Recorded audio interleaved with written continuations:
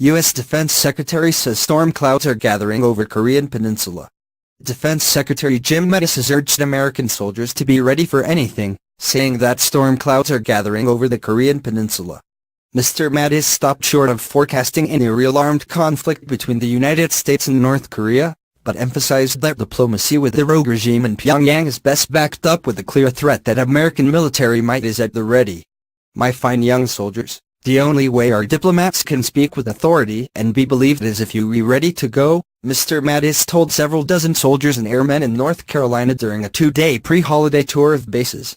The comments came as the United Nations Security Council voted to impose strict new sanctions on Pyongyang that target one of the main financial sources of North Korea. The new sanctions would compel to sharply reduce the sale of oil reserves to North Korea, and would send back all North Korean expatriates within the next 2 years, a key source of income for Pyongyang. In their efforts to convince North Korea to stop its quest for nuclear weapons capable of hitting the mainland United States, and from further proliferation, President Donald Trump and members of his administration have repeatedly threatened military action, should it come to that.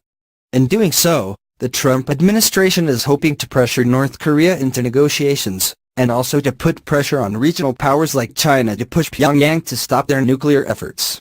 In the meantime, the military is looking to be as prepared as possible for a potential conflict. Knowing what went wrong the last time around is as important as knowing your own testing, so that you be forewarned. You know what I am driving at here, Mr. Mattis told soldiers, recommending they read a book about the Korean War. So you gotta be ready. Mr. Mattis wasn't all gloomy projections, though.